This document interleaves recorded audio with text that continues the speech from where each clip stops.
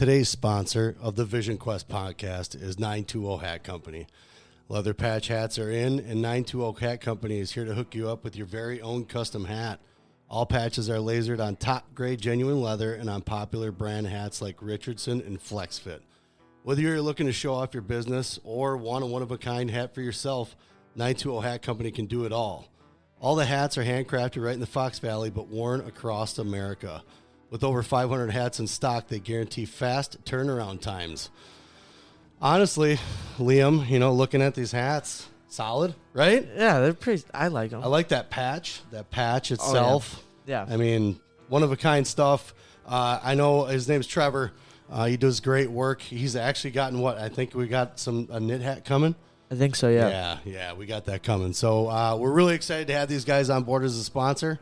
So get down to check them out on Facebook. I believe they're on Instagram.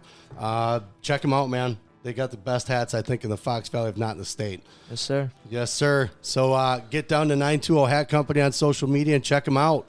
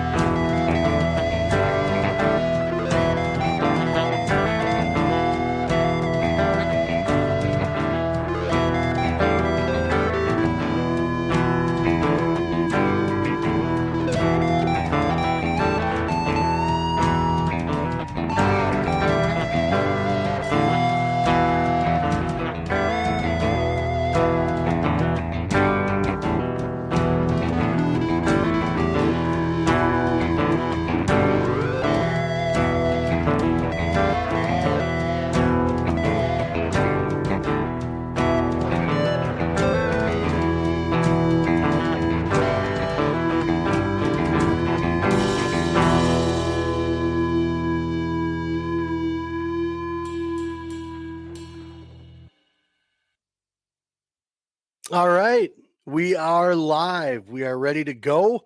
There are going to be a lot of people joining us today that aren't used to the show, aren't used to us. They maybe don't know who we are, but we are the Vision Quest podcast.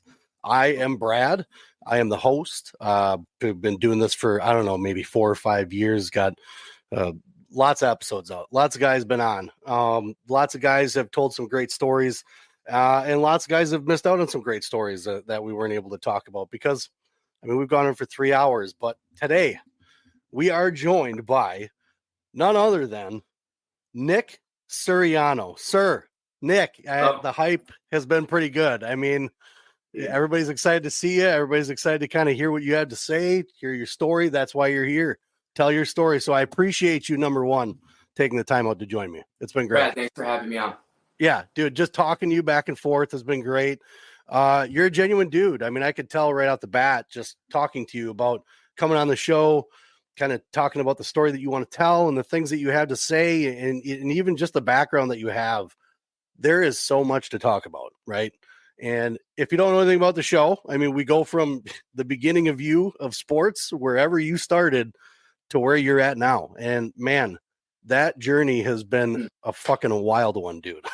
It's my pleasure, especially Yeah. the Vision Quest podcast. Yeah, dude, for you to come on, it's great. So I think what I really want to do is let's get down to the dirty. Let's start talking about you. So Right. You're from New Jersey, right?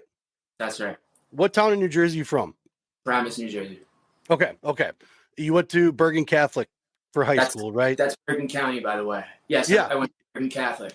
Yep. Okay. So let's talk about where it all started. You were a little guy, right? I mean, you've been a little guy for a long time, but Definitely. where did you start sports? Where did it all start for you?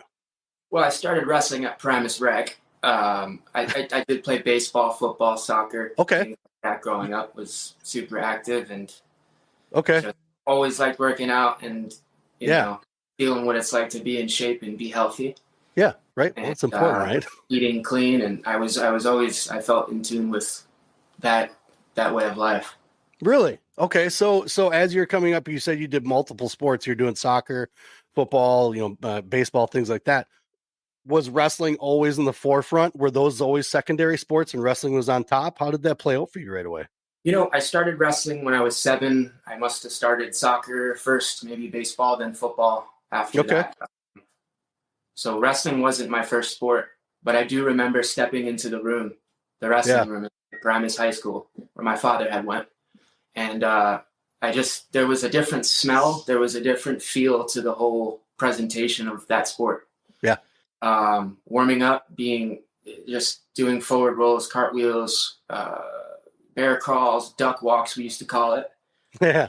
And the mats, and there was a divider in the room to split, the older, I think it was 6th, 7th, 8th grade, and then Middle schoolers, elementary. And that was me. 7 years old. Okay. So you get in that wrestling room, and I mean, you tried other sports, you're having fun, but that you gravitated towards the wrestling room. And who were some of your any notable partners? Who are some of your partners that you remember in that room? Even if they're not notable. A couple guys that just growing up went to school with. I mean, Tyler Cassidy was a name that I could remember off the bat. There was a couple young ones that I started with. I actually started with my older brother. He was in 8th grade at the time. I was in 2nd. Yeah. And so he was on the other side of the room. I was on the little guy's side of the room. Nice. And it just, it was absolutely amazing. I remember getting like a Gatorade or something after practice and just feeling that deep sweat, that just takedowns and the drilling. And it kind of just, I don't know, it drew me in and fascinated me from the start. And I started going to club, not that year, maybe the year after too. Which club? Apex Wrestling School. Apex? Yeah. Okay. So, nice. I think it was in South Hackensack, New Jersey at the time. It was on top of it was a little room on top of a building. And, it was, I don't know, it wasn't very much to it. There was a pair of shoes hanging on the ceiling, and there was a sign that said, "Can you fill these shoes?" It was from the first state champion from that club. Nice. The color, I think the colors at the time were blue and yellow of the club at Apex. I think now it's red and black, but it's been a long, long journey. Yeah. It has. Since then. So especially, growing up in New Jersey and living out in California now, Central Coast. Yeah. There's a cultural shift and a perspective enhancement, especially in terms of winning in wrestling, I think, which is the goal and has been the forefront of my life. The sport of wrestling. And it's something I deeply love and am grateful for. So, well, and no doubt, I mean, obviously you deeply have a passion for the sport.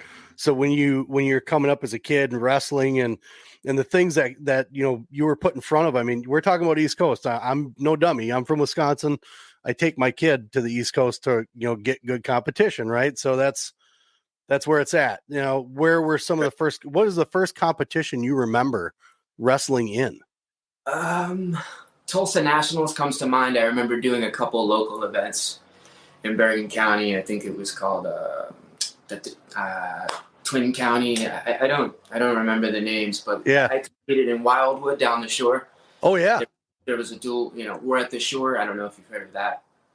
No, I heard of Wildwood duels though. I've definitely heard of Wildwood. Duels, super competitive. Teams from Pennsylvania, all over pretty much. So that was right out the gate for you? Like a couple little ones, and then like, man, just to Tulsas and Wildwoods, because I mean, we're talking about grinders, man. We're not talking about just heading down to the high school down the road and like, doing a youth like tournament. anything else, it takes time to build into. And Sure. you know, I remember, like I said, starting club a year or two after my first year. I just did local competitions. I didn't do club wrestling. I started in recreational wrestling. Okay. And I think I might have taken second my first state tournament as a elementary school, middle schooler, elementary school or third grade perhaps. And then I ended up winning consecutively, perhaps up through high school. Just a natural. Like, is that kind of how it felt to you when you started competing? Was it just a natural feel of wrestling? I think there's a survival mechanism to it, at least in terms of the ways that I was raised and just how I was wired. I always liked, I don't know, competing in school. I went to Westbrook Middle School. We used to do pacer tests and physical fitness tests, sprints and stuff. And I always had the will to win and the urge to, I don't know, push myself into that deeper state of awareness and physical. I liked the physical side of whether it was playing soccer with friends and competing or I mean, even getting in a little scuffle in the schoolyard looking for a double leg takedown. I always had that urge of that the wrestling seemed to really resonate with me. I played other sports, like I said before, but there was something about the takedowns and the self-defense. Yeah, for sure. Personalization of what, wrestling brings in that certain on the wrestling mat. So protecting your space. Yeah, for sure. Hell yeah. Absolutely. So as kind of going through, you hitting some of these tournaments like the Wildwoods and the Tulsas and things like that, where did, I mean, because the East Coast is a different level. It's been like that for a while. Once you got to those places, were you like, oh man, I got to step it up a notch? I got to pick up the pace. Were you kind of a little surprised and taken aback? I just remember it was competitive in New Jersey, absolutely, for sure. But Pennsylvania, I remember there was clubs from Pennsylvania where my father, we used to take a couple, road trips to seek out competition and, I don't know, be challenged. And that was a time for me to, I guess, where I got to decide if this is what I actually liked or wanted to do. Because it was ultra competitive and, I just remember we would travel to Pennsylvania a little bit, do the World Shores, and then go out to Tulsa, Oklahoma eventually. Okay. Tulsa Nationals, and then build into the Super 32s when high school came around. And it's a journey of seeking competition, being challenged, and being honest with those challenges. And I always seem to have proper guidance, coaching, and mentorship from a young age and a strong family support, especially in the sport of, in my conquest of, becoming a champion. Wrestling. I'm glad you brought that up. I was about to ask about the support system. You obviously have a family. What was the dynamic like for you and I'm a wrestling dad. So, I mean, don't get me wrong. There's moments I've been crazy about, like, why'd you shoot like this? That kind of thing. So what was the dynamic like for you growing up? What was your dad, were your dad and mom, like, was your dad the sport guy? Was your mom the school lady? Like, how did that go for you? My first wrestling coach wasn't my father. It was actually a gentleman called Al Nadera. Okay. He was amazing. He was just a great coach, great person. And again, my father left it to him for my introduction to the sport. It took me a couple of years to get to the other side of the room.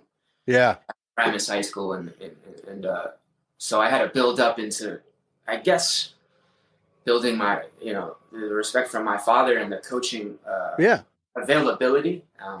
Because he just would, I guess he was coaching on the other side with the older, there was another coach too, and my brother. Oh, okay. And so it took time to build up into, going on the other side of the room, getting in front of club coaches, and just developing that confidence, the skills, learning the technique. For sure. That is necessary to be a champion in wrestling. That's awesome. And that's so a lot of times I'll talk to guys, we just talked to, Reese Humphrey the other day, and he was saying that, Yes. obviously his dad was already in the gig. So knowing that those guys were in high level sports, they already kind of understood what it took and the type of pressures that come with that type of level of wrestling, right? Like Reese was one of the, when I went to Rutgers and was training. Yeah. So yeah, I mean, I've had just the opportunity to be around, I'd say, the best coaching throughout my career, but yeah, it's been a whirlwind and a journey throughout high school. I did stay at Bergen Catholic all 4 years. Yeah.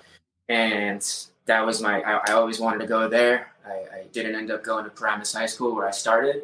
There was something about, I don't know, the parochial school mentality of, winning championships. And yeah, I always felt the need and the pull and the calling to live up to that potential. So yeah. It was always seeking. That's the thing with the sport of wrestling. I don't know if it was attention based. I think I was seeking the challenge. The challenges that you face on the mat, and it just it blows my mind from the youth, being a young guy. It clicked. Well, school and you can tell. You tell the way that you are with sports, where just wrestling, that it's natural. Yeah. And the want, the drive, and watching some of the things that you've been in already, and the response that you have to like the want to win and the will to win, like it's always been there with you. But at the same time, though, too, now when you kind of think about, like you said, you went to a Catholic school. Was there ever a time where you thought you wanted to stop wrestling? Was there ever a moment where you're like, man, this is getting heavy? Yeah. I don't know if I want to do this anymore. Absolutely. I'd say yes. I think it's such a demanding, physically grueling sport. I remember, doing the club competitions in middle school was a challenge too. Yeah.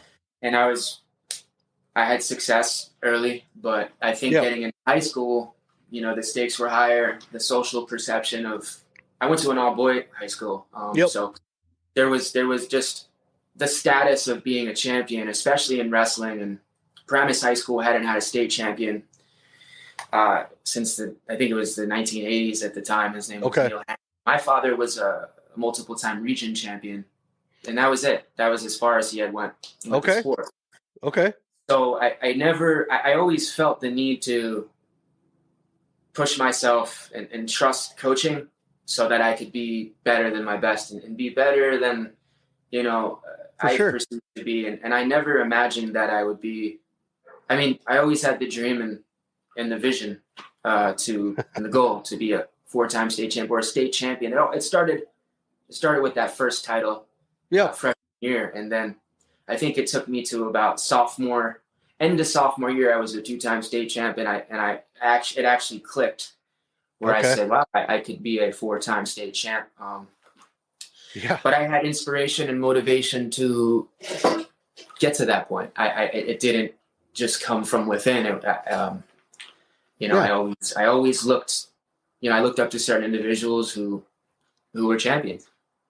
So with that championship mentality and the things that you were bound to accomplish, where in your, we'll say starting in your high school career, where in your high school career did you say, like, when you were wrestling, were you like, I want to wrestle at a Big Ten school, NCAA champ?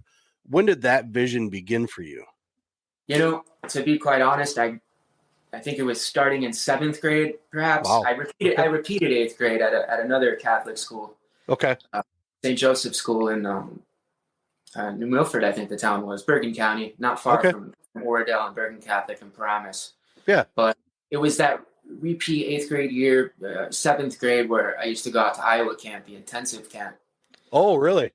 Oh, absolutely. And I got a nice flavor and taste of Iowa wrestling and the culture of what it takes to be a champion, and seeing that and those colors, Yeah. And that intrigued and inspired me, but I went another direction. To start my college career, I felt there was a deeper understanding to the sport. Okay.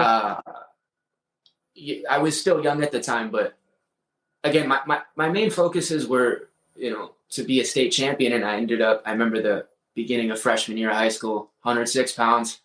I was a little undersized at the time. There was a lot, there were some doubts. And I ended up winning the Super 32s, and I ended up winning it multiple times throughout high school. It seemed to be that Super 32 was the entry to see where we were at with the training and the coaching and the parenthood and the family, and to kind of measure where I was at. And I had high success with, I'd say, some of the best competition in the country to this day. I mean, a lot of competitors at Super 32 have become national champions and whatnot. But for me, I always had a deep urge to be a state champion in Atlantic City at Boardwalk Hall.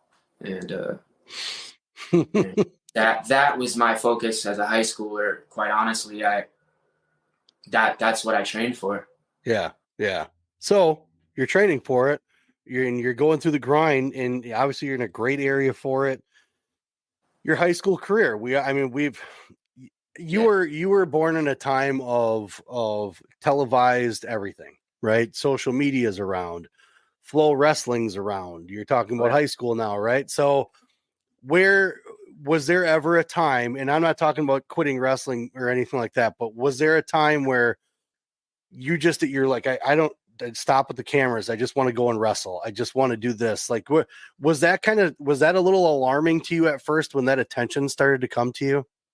Absolutely. I think there was certainly a time where I was excited for those opportunities in competition and winning. I think that was a part of it, but I don't think, I don't think that was the sole focus. I think I can't recall a time where I was like, I think looking back, I mean, maybe senior year, I was going for my fourth undefeated state championship. I competed, we went out to Doc Buchanan up in California at Clovis High, I believe it was.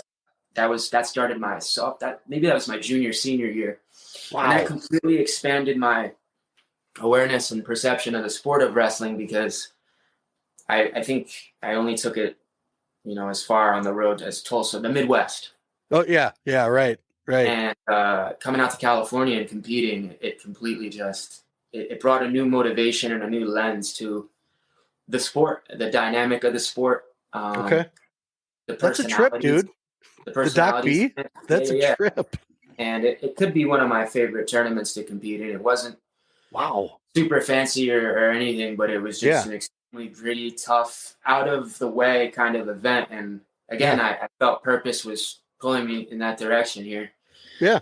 To succeed and to be an example of what it takes to be an honest champion.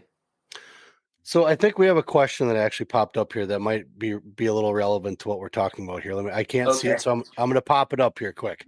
Okay. Can you ask him who the strongest guy he wrestled was during NCAA competition? I wrestled a really strong dude yesterday in practice. It kind of blew my mind here at Cal Poly. His name was Adam Kemp. But I just, in high school or college? What was the question? NCAA competition. I can't recall. We're jumping into high school. Like I said, junior year, we wanted to really touch on this as far as where you went to, things that came up. But let's first start out. What were the phone calls like? What were the letters? Did that happen right after your sophomore year? Yeah. I think it started sophomore year. I think Cal Sanderson was one of the first ones, to be quite honest with you.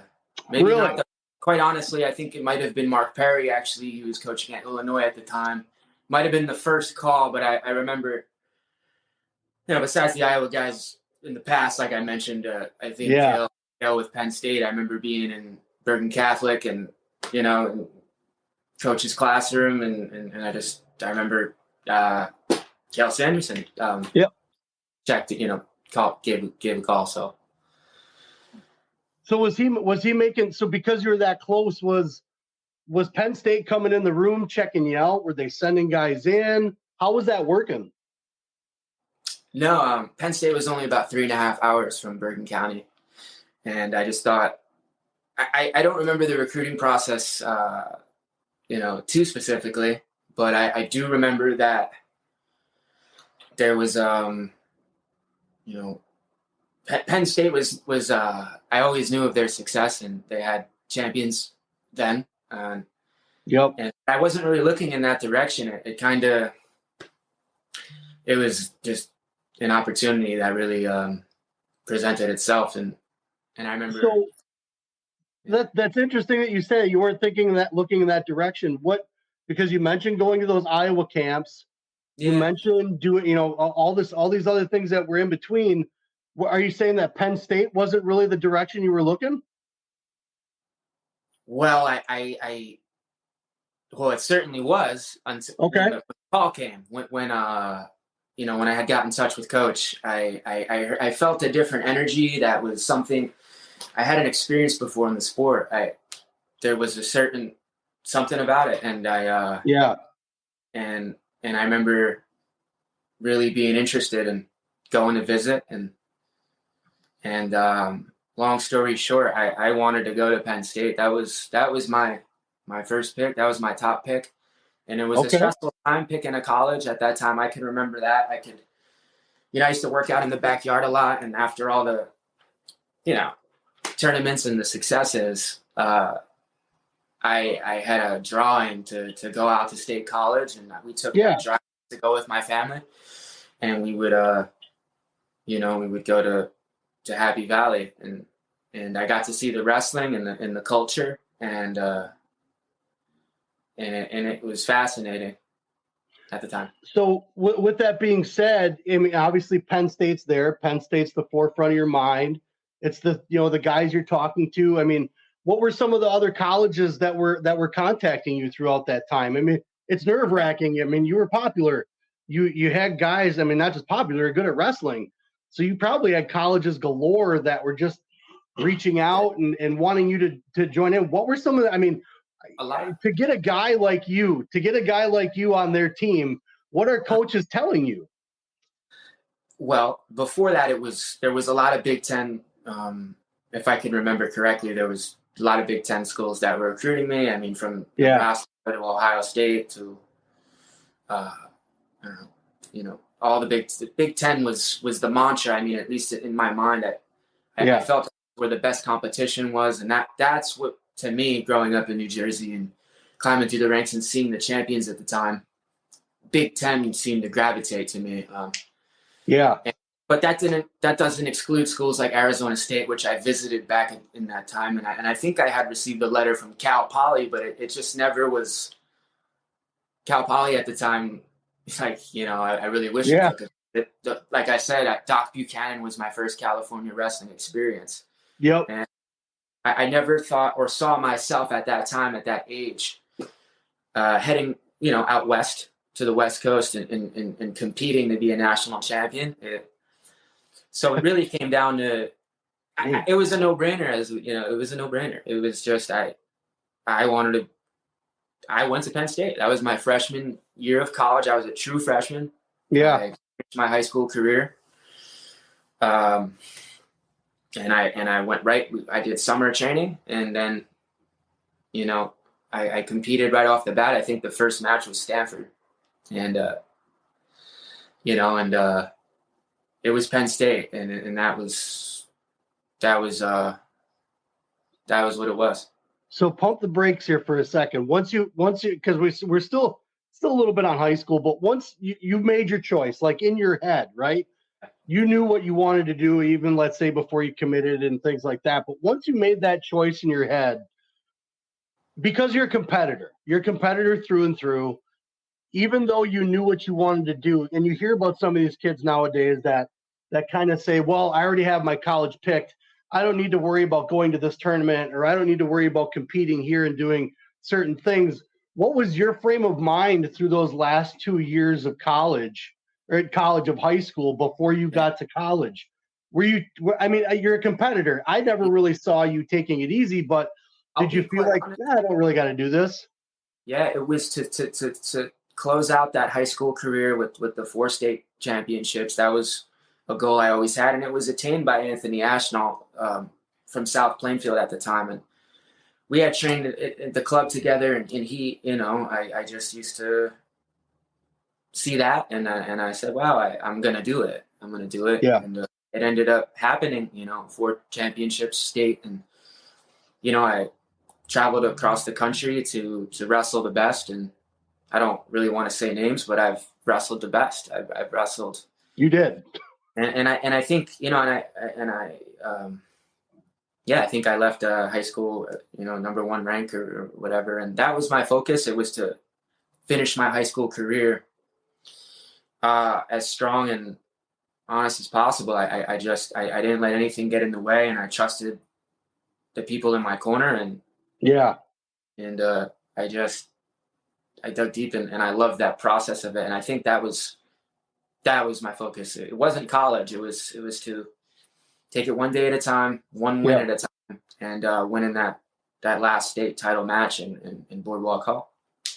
Well, and I figured that was the case. But, sometimes, like I said, these kids some of the kids out there, I got my spot picked. I'm comfortable. I'm going to go train with my college team kind of thing and go that direction. But so now as you're getting into, you said you were training there in the summer, things like that. Mm-hmm. How was your initial, let's just say, stop at Penn State once you were settled in, freshman year's coming, you've been training with the guys? Let's talk about that process a little bit, about the mentality of Penn State. It's a big mystique right now. I mean, you went there for a reason. You love the environment. It was just a different type of wrestling to you.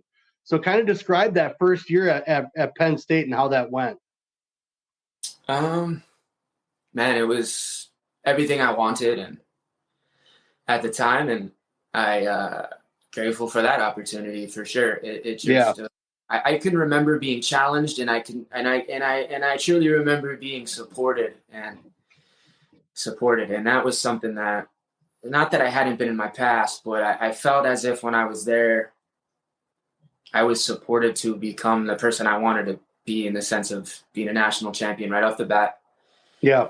And right out of high school, and it was just it was a commitment. It was indeed a part of the process that needed to happen, and I learned quite a lot. I did.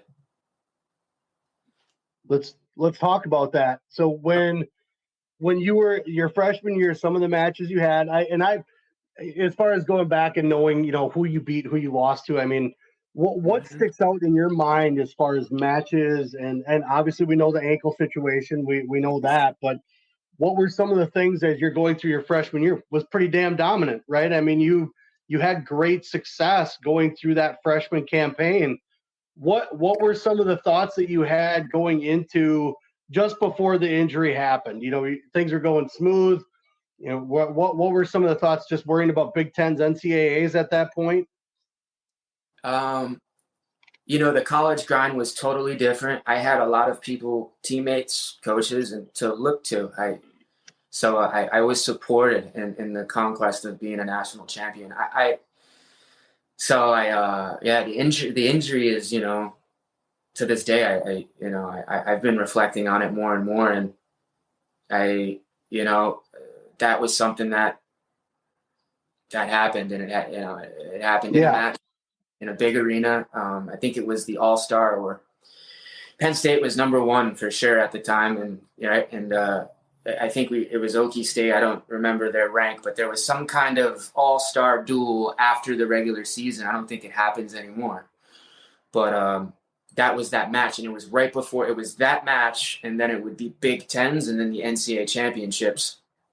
And I broke the ankle. I remember it happened, and I got out on bottom, and it was just a shell shock of an experience, and a traumatized experience that I think everybody dealt with.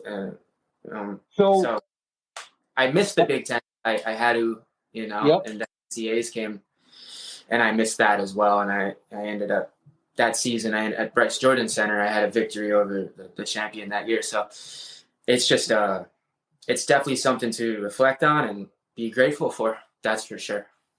Yeah, definitely. And obviously, I mean, like I said, God, that year was dominant, and to the injury that happened, we've seen, guys go down with injuries and things like that, but what an inopportune time. But I know that there, obviously when you did that show with Flo, kind of talking about, the injury happened, were there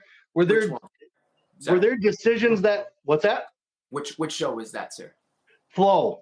The first one that you did with those guys. The Fearless Warrior. When you had just started at Rutgers, you kind of touched on the injury a little bit in that interview, as far as, maybe some decisions were being made that didn't agree with. I mean, what was your want and need in that time of your injury? What was your want and need to be able to go, to the process? I think at that time, I truly believed I was on track. Like, my coaches believed, and that was our plan. That was what it was all about. I think I was on track to being a national champion my freshman year. So that was a big perspective shift. It completely blew my mind. I was in total shock.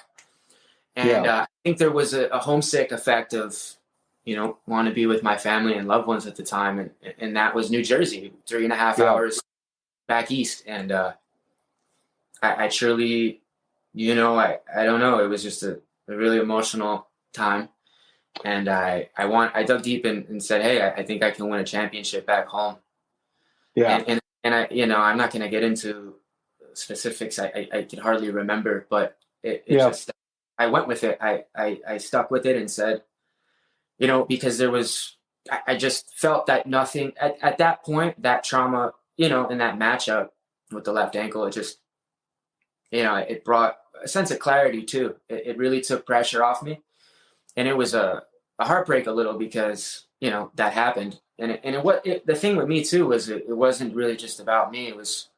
There was a team aspect to it that I did want to be a part of, and I didn't get that opportunity. But it just put things in perspective and brought clarity of who I could become if adversity at any cost did happen. And I realized if, adversity happens like that, do I have what it takes to dig deep and still be who I want to be? And I just, I decided to do what I did at Rutgers. For me, this is kind of where the vision quest part starts for you. Ooh. You had, like you said, you had that feeling that you going back home, the comfort zone, being able to be close to, family, things like that. So having that perspective and going into Rutgers, I mean, obviously you had to, transfer, things like that. So I'm sure there's heartbreak and things that, having to leave a situation that you really wanted, but now you're getting into a situation that is almost more, I would say more of a zone for you, right? So you get to Rutgers. How does that feel? What is that environment like for you being back home, things like that? What was that feeling once you started at Rutgers? Man, I think that there was a high demand coming from Penn State, and because of their talent and what they do and being a part of that, it was really an expectation I had to live up to because there was a lot of doubt. I felt not from within, maybe so. I mean, maybe there was some doubts like, man, maybe I'm, that injury happened and like, who knows, maybe, but I had to dig deep and say, no, I can do this no matter the cost of the adversity. And I think being back home was with the family and stuff was a key point, point of my development as a college athlete for me and my path. So I think the expectation of always being that national champion stuck with me. And at Rutgers, I just remember that I had to live up to that expectation of becoming that. And it had never happened at Rutgers before. So that was an intrinsic motivator for me to dig deep and say, there's nothing that's going to, stop me, God willing, from becoming that. Do you feel like the pressure was more when you got to Rutgers? Did you feel like there was, just because it was that home environment? Yeah, I'd say so. Yeah. Okay. So obviously you're not a slouch. Your freshman year was dominant. You're going into your sophomore year with Rutgers. Mm-hmm. How do you feel about the season coming up as you're preparing for it? Your ankle injury healed. You got a fresh state of mind now that you're back home. How did you feel going into that season as you started duels and things like that? Did you feel fresh, like you had this renewed type of energy? No, I remember just constantly battling through the adversity. The transfer process was stressful, and then Yeah. the injury I had to deal with all summer and training through that brought doubts. And then I had a new setback with an infection in my knee that kept reoccurring, which is another Wow. story. And thankfully, I've had the right mentors and just the right people to help get my health back on track in the right direction to be that champion. So I think that whole sophomore year was a constant fight to recover from the trauma and from perhaps the downfall, or however you want to perceive it. For me, it was a blessing. It just, it was a really challenging time. Yeah. It brought the Rutgers sophomore, season really brought a motivation, a fire. Part of my, that time where I had to really dig deep and I remember in leading up to it, I was on fire. I was winning the duels and whatnot. And then, I ended up in a hospital for a couple of weeks before the NCAA tournament, and I ended up falling short and losing. And that was something that, it was 2 years with injuries and health issues and things like that. And I had never experienced that in high school. I was kind of always healthy and fresh. And I started having doubts about that. This is when the tide started to change in my mind with the sport of wrestling. And like you asked before about, stopping or quitting or whatever. Yeah. It brought a whole different lens from high school success to entering Penn State, and then, falling short, going through the injury experience. I had never dealt with that. So it really, I don't know, it really forced me to be honest with myself and my surroundings and my goal. Yeah. Because it takes a lot. It takes a lot to recover. It takes a lot to want it and go get it no matter the circumstance. And I think the losing and the breaks and the injury and the infection was a big part of me building a confidence, building a reputation to, fight and to fight through to get what you want, and make it happen.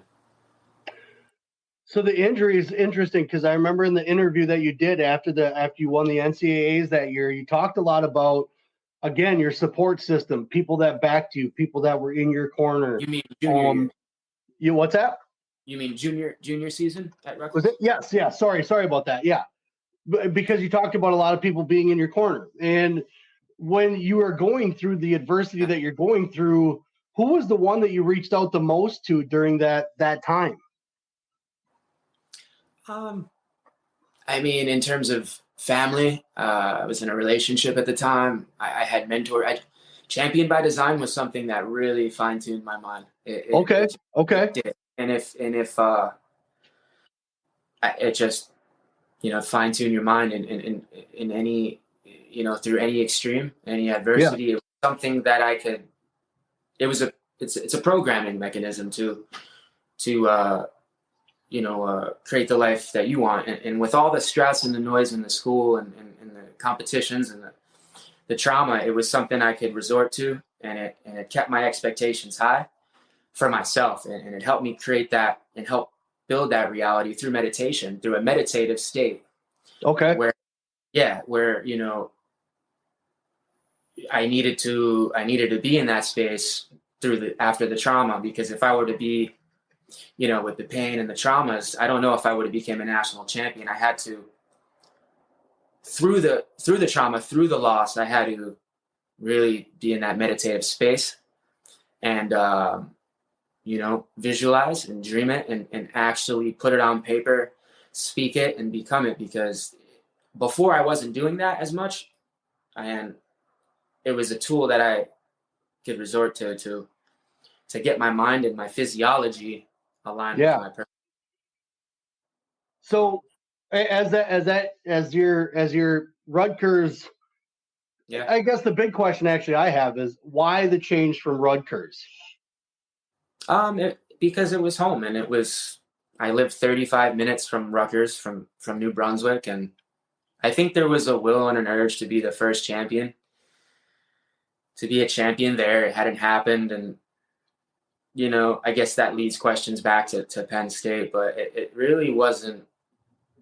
It was personal in a way that I needed to go home versus personal due to the circumstance of what happened, on the mat against Okie State, wrestling for Penn State. It was a different. It was a true character of, man, is this my purpose? Because if it truly was, then how did that, after all the coaching and the support and like that, how it just blew my mind. And it, to this day, and if that weren't to happen, I don't, it would be a totally different story. And that's why Vision Quest is such a cool, metaphor for me, and the best wrestling movie ever, by the way, I think. Yeah. It really was a pursuit to my ultimate purpose, I felt. And, but hey, if I weren't to get injured, who knows how it would have played out. So I think things happen for reasons, and you got to adjust and adapt. And I did. And so that's how, for me, that was my way. It was going back to my roots, really digging deep. At the time, Rutgers, they were training in the basement. It wasn't even a full 4-mat room or anything like that. It was 2 mats, college afternoon it was called.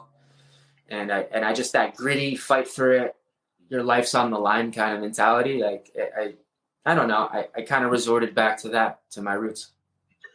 So when you're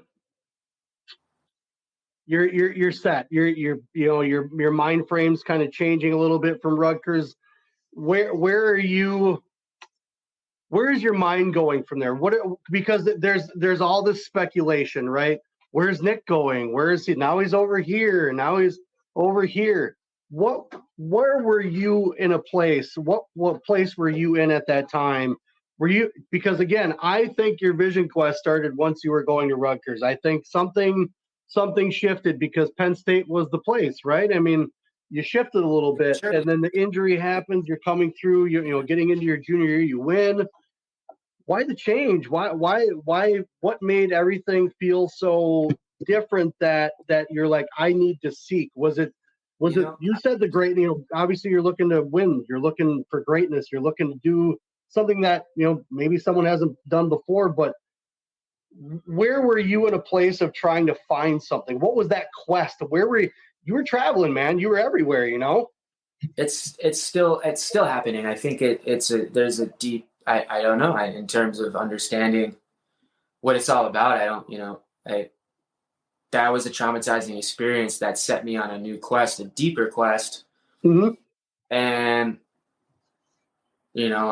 I went with it. And to this day, I there's ups, downs. It just wasn't a pretty clean path. It was a hard fought. There was traumas, there was injuries, there was lessons I needed to learn. There was places I needed to be. And it started my true freshman year in college. And I've learned, and those lessons I had learned, I've taken them with me. Wherever you are, wherever you go, there you are, that kind of thing. So I didn't really get caught up in the labels of it as much. Yeah. It was certainly a vision quest. And I think I'm still living and fulfilling that quest to this day. Definitely. And I think that's why, training in California, in Central Coast here with Cal Poly, it's been amazing. And the relationships I've made, starting at Penn State through Rutgers and then Michigan. I mean, and then in the in-betweens, I mean, to me, it's being a bit mindless about the situation and trusting, even in times of extreme, I don't want to say trauma, but adversity and trauma, doubt. And, can you still trust, the Lord? Can you trust this process when things are not as you visualize them, when there are obstacles manifesting that you can't imagine? And I think that was a big part of my journey in college. And I know in college as a wrestler, for all college wrestlers, it's a grueling process, and it's a long season. there's a lot of different obstacles that take place, you know, and I seem to, you know, want to rise to the top in ways that were attractive to me. And I went closer to that attraction, to that love, to that place, if you want to call it. So, yeah. So with that traveling, you obviously were able to kind of get into some other rooms, practice, you know, get your hands on other guys, and you were practicing. I heard Arizona State was an area that you went to practice with. I know Mark Perry's down there. So you were able to kind of get some different perspective, but as you were down there, you wind up in Michigan. Yeah. How does now? Obviously, wrestlers talk to each other. There's all kinds of guys that are up there at the RTC. Guys are down, you know, over in California, like you're talking about. But what can you kind of talk about what the draw was to kind of take that hot weather and go up to that cold weather in Michigan? You know. Exactly. It's just at the time COVID happened, the Olympic trials were canceled. I was, you know, and 6 months in my backyard trying to figure out what, you know, I was a national champ at that time. I had to decide if I wanted to win one more or if I was going to Olympic redshirt, that kind of thing. And since the trials got canceled, there was a 6-month break for me at least. And in that break process, I wasn't training on the mat. I was really just, I don't know, I started getting into fasting and running a lot and things like that. And yeah, just being in nature, and COVID, things were shut down and stuff like that. So I ended up exploring. My college roommate at the time was actually at Arizona State, my roommate at Rutgers, a friend of mine. And I remember he had reached me, and there was coaching there, and, you know, and I took that Western, I went for it. And when I got there, it was just such a different experience again, you know, from the Penn State to Rutgers, you know, being in the backyard kind of thing, figuring it out, going in the sun with the mountains and the desert and the hiking. Yep. It just completely opened my mind again to who I could become. And I wasn't training with the college team at the time. There was a small group over with Sunkist kids there. And I loved it. And it gave me space from that national champion identity. And then it gave me the clarity to, okay, wow, to believe that, you know, I might be on path to being a top guy in the world now in my mind. And that atmosphere with the sun and I guess the stars kind of aligned kind of thing. I had my first overseas tournament in Nice, France, ended up winning. And it just, it was, and then, you know, that built up in that adversity, you know, to trials, the Olympic trials, where I tested positive for COVID-19. And that brought me a whole new perspective of adversity, doubt, and understanding recovery from that trauma. It just, I had to deal with that. And in that time, the roads led to Michigan. And that was the decision that I had to make. And, you know, Arizona State was great. And you know, made some great relationships there, met some really cool people, but I decided to go to Michigan for my final season of college. And with the motivation to truly close out my college career as a national champion, no matter the circumstance, the opponent, the injury, the COVID, it didn't, you know, it was just, you know, it was being a champion, you know, coming down, losing, being down there a little, trying to figure it out, understanding with a new clarity of an opportunity and going with it and completely diving into that character and belief of this is who I'm going to become. No matter, you know, there's that no matter what effect of, you know, and there's a lot of things beyond my control, of course. Right. And stuff like that. But like, there was just a belief where it didn't matter where I was. I'm going to focus on doing what's right, and I'm going to get the job done. And for me, that was winning that national championship, just like freshman year. Yep. You know, I always had a goal as a youth, you know, when I started wrestling, states, watching on ESPN, it was nationals. That was it wasn't freestyle growing up at the time for me. It was taking people down, chop, ride, armbar. It was just that was my focus. It was to be a national champion kind of thing. And So the world wrestling from from being in Arizona and whatnot. Yep. It just, so boom, right back to reality in Ann Arbor. And the Nationals were in Detroit that year. And yep. Yeah, and it's just, to get into that, we can, but yeah, it came down to, it was NCAA's, my mom's birthday, and win. That was it. You nice. You make it happen. So that was my duty with Michigan, and it was a great experience as well, but just a totally different one from the other places, and just a vision quest, man. So with that Michigan season, I noticed a difference. I mean, not only just how you were on the mat, you were still a competitor, you still wrestled hard, but just the look of you. You talk a lot about the nutrition and things like that. Talking to Frank Jasper, which shout out to Frank Jasper, shoot from Vision Quest, got the shirt on. That's right. Absolutely. That's right. 100%. So we know he talks a lot about nutrition. He's the man with the plan when it comes to food. So we talked a lot about you when we've had you on the show, or we had Frank on the show, and he's brought up that when he brought up to you any type of change, any type of diet, like you hammered it home. You dialed in. Like he said, hey, do this, do this. He creates plans. This guy right here is another guy that follows one of his plans. So as you're going, I mean, what's that? The best. I can't say enough. About the guy. Yeah. He's just a total, just amazing. And you're right. I mean, it was a totally different. Sorry to interrupt, but no, you're good. Was a totally different approach, and it had started in Arizona, but it was a totally different approach from winning it at Rutgers and even being at Penn State, to a total self-transformation in terms of what I was putting in my body and how I was living. And it was such a deeper, I had an urge for this deeper understanding of reality amongst myself. And I dove into that, and I actually won the title at Rutgers at 133. And then at Michigan, it was 125. Yep. And there was just a lot of decisions and lifestyle habits and dietary things in terms of, health. You looked lean. You looked lean, dude. I mean, watching you at the NCAAs, I mean, you were cut different.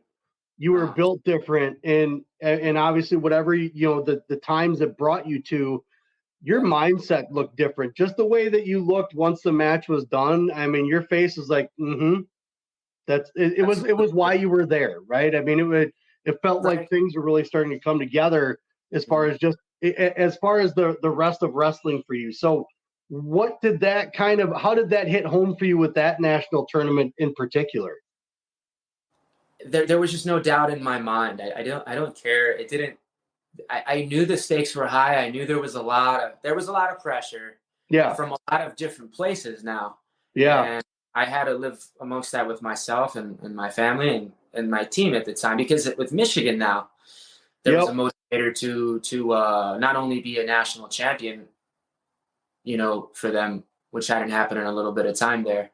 Mm-hmm. There was a team, once again, there was a team aspect and motivation of, hey, can we, at the time, there was a belief that we could potentially be number one in the country as a team. And it happened at the Big Tens and at NCAAs, it didn't. But for me individually, there was no doubt that I was going to, come back into that arena and win my senior year. And I couldn't do it without, Frank and my family and the support that I had and the help at Michigan at the time too, and whatnot as well. But there were a lot of personal, transformation and adjustments in terms of my performance, that it was a big question, because a lot of the ways that worked for me growing up and in the start of my college career, I completely changed.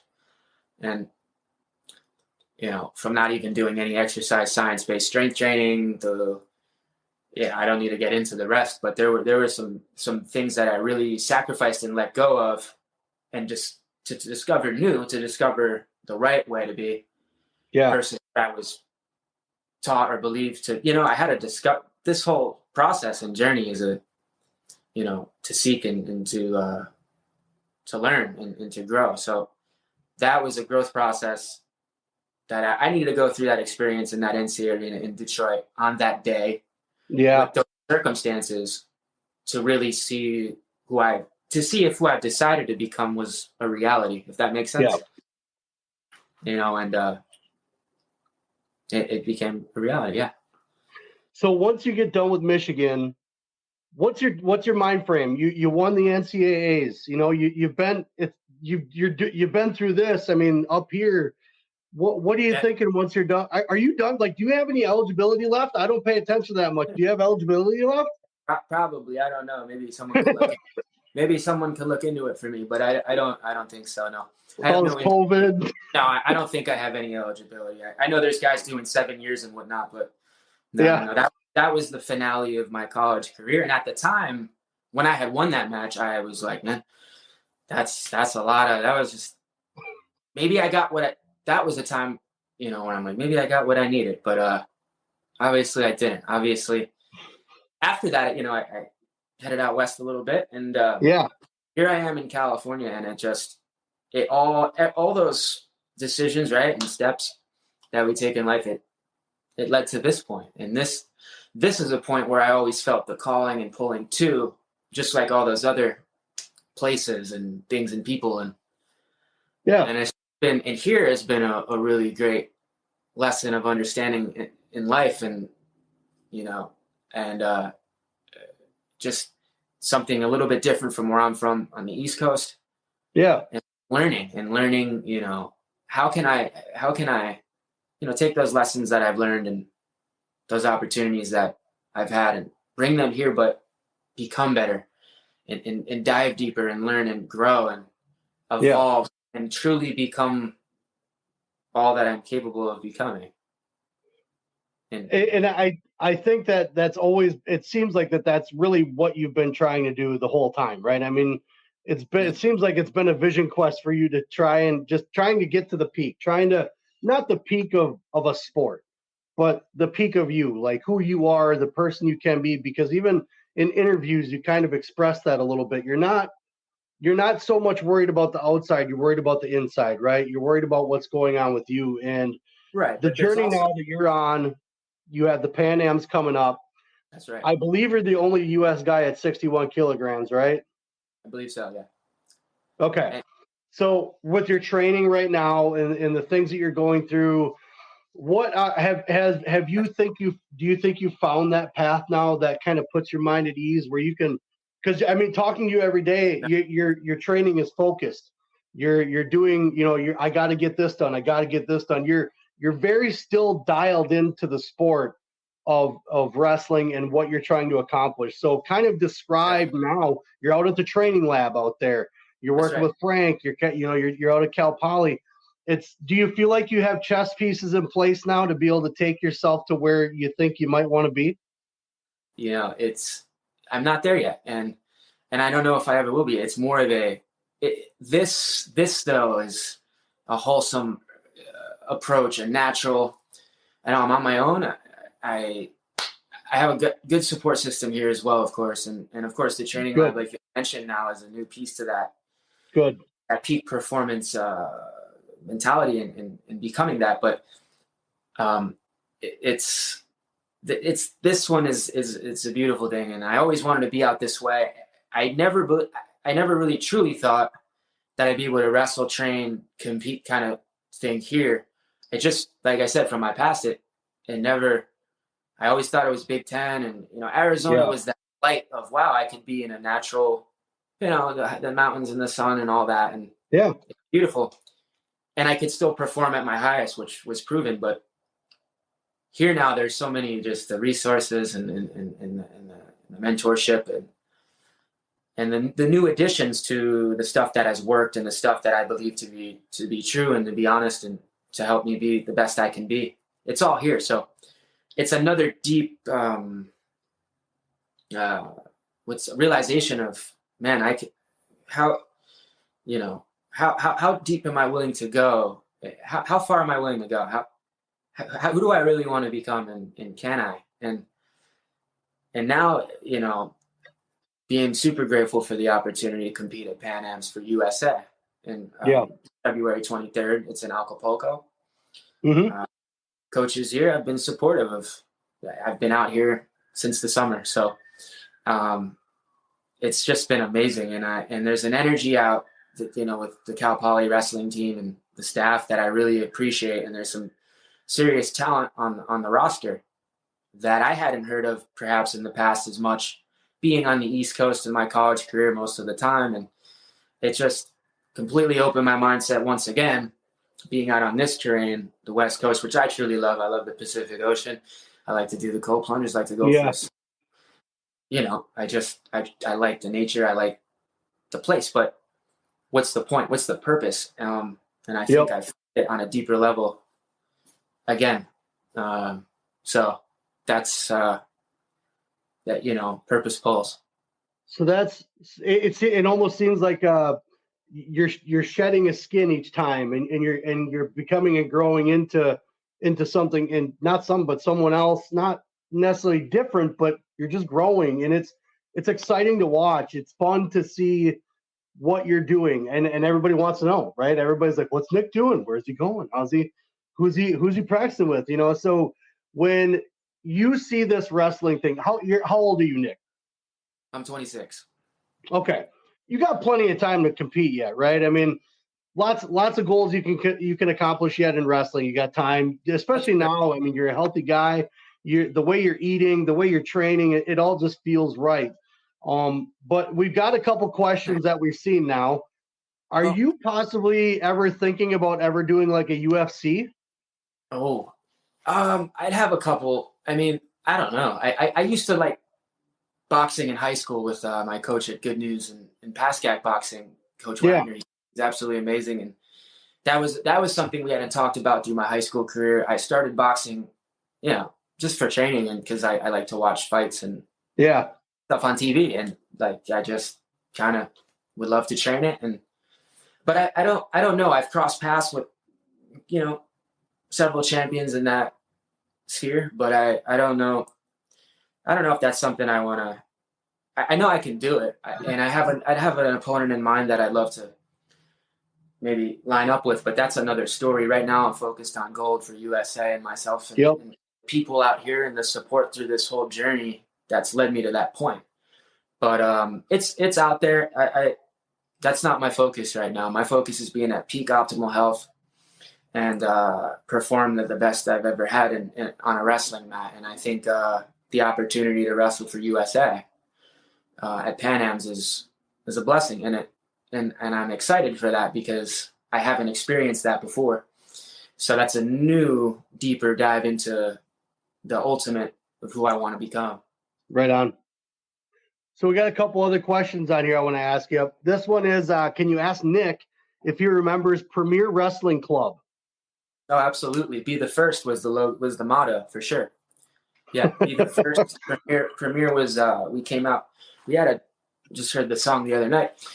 Duran Duran, Wild Boys. It was we did again, being a Paramus wrestler, we had all our duels there, with the teams, but there was once a duel at Premier, and we ran out because the original run out song, which my father ran out to back in the 70s, was Locomotive Breath, Jethro Tull. But at Premier, at Premier it was Duran Duran, Wild Boys, and that's what I remember about Premier.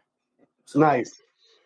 Yeah, I think Liam's got a couple for you, bud. So were you always in that mindset of I'm gonna let the wind take me, or like was there like ever a moment where it kind of clicked, like in high school or maybe after your injury at Penn State, or was it always just kind of I'm gonna let it take me wherever I need to go?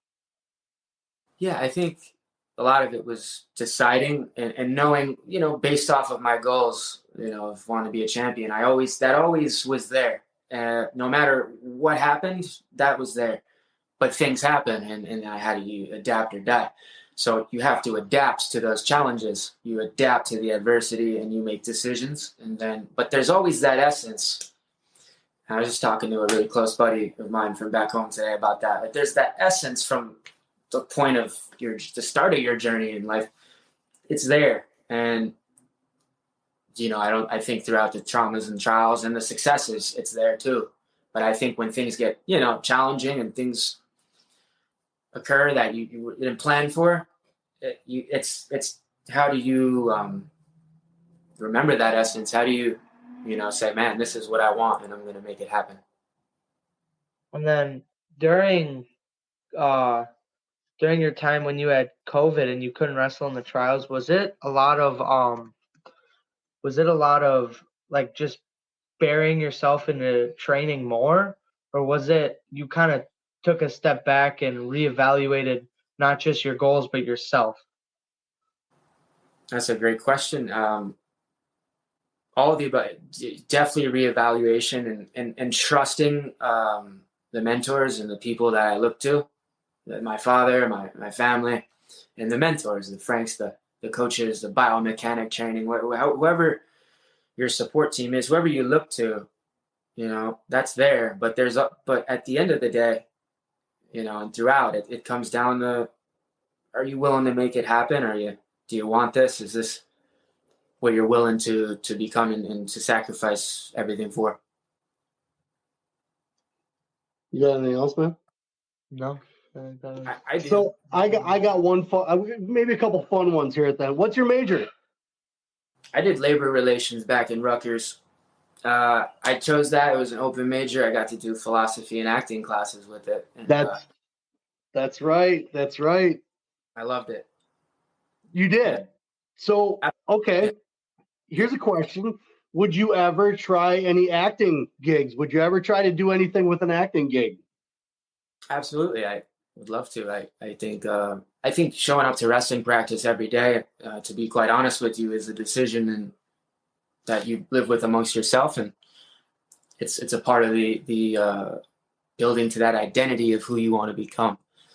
So in acting, it was just, that was a key part of me becoming a national champion, to be quite honest with you, at Rutgers. After all the adversity and trauma, it just why, going to theater, being in the middle of the stage and being vulnerable, and saying things and feeling emotions and dealing with that. There's something about it that took me out of that I need to win because I need a win mentality. And it actually, I started to feel and listen a little bit more. Yeah. Right on. Did you, like, during your first year at Rutgers when you had that injury, was it difficult for you to do school and wrestling while recovering from certain things, or was school real easy for you all the time? No, school is a big part of being a national champion in college. You have class daily. It's a part of being a collegiate athlete. And it's not something that you could overlook. So I know you have to certainly deal with that requirement. That's why that major for me was key, because I had acting class a couple times a week and I took some philosophy, and it just took me out of like classes that I didn't want to be in. I put myself in environments I was unfamiliar with, but I wanted to be there. So do you get, we got a question on here that says, can you ask Nick about nerves? Do you get nervous when you think you're going to win? How you want to win? How do you deal with nerves? I feel nerves all day, throughout the day. It's a part of our life. I definitely, absolutely. I just walking into a wrestling room it brings a different sensation than, walking into a coffee shop. It's how do you adapt and adjust when you feel those nerves and sensations. And I think how you kind of program your mind a little bit and how you talk to yourself and how you can feel is a big part of dealing with the nerves, because they're there. Yeah. Okay. Well, Nick, man, I really appreciate the time. I apologize for the hiccups. You've been a great guest, dude. You've told your story. We've got to dig into a couple things. You're able to kind of express some things out there. You got guys that things you want to plug? I just wanted to say to Liam, good luck on your 4th-team state title. That's really cool. I got to experience that in high school, thankfully. So good luck. Thank you. Thank you. I appreciate it. In terms of plugs, Brad, I think we've touched on quite a lot, and again, but I'm super thankful for the circumstances to lead me to be where I'm at now. I feel like I'm thriving in a direction that's, I couldn't do, it comes down to you and the purpose that you're trying to fulfill, but there's a lot of guidance and trust that goes along with it. So I'm super thankful for those people in my life, and I pray about it that, I have continued support to, evolve into the person I wish to become and be that. So thanks for the opportunity. Yeah, dude, I appreciate you being on. There were a lot of questions out there, a lot about UFC stuff, and a lot about that. But I know we now know your focus, obviously, right now is wrestling and keeping track on that. So everybody, pay attention to him. He's going to be 61 kilograms. He's going to Pan Am's, representing the U.S. and the man of mystery, Nick Suriano. Appreciate it, dude. We still want to talk to you afterwards. I know you got some stuff going on, but we want to talk to you quick. We do that with everybody. But guys, this has been the Vision Quest podcast. This is a validated podcast. Got that? Because guess what? We're coming back. Never know. That's right. Nick might be back. So we'll talk to you guys later. Peace. Peace.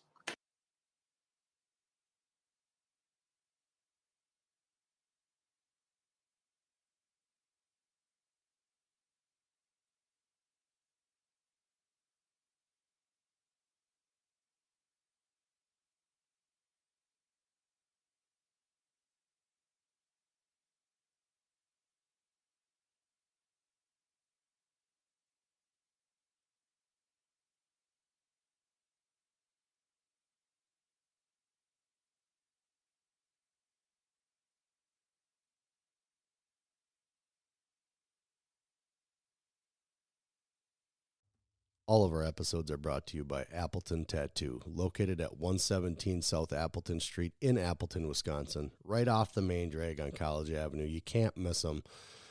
I've had some work done. I have a Celtic cross that covers my back that was done by Jason. We're not done yet.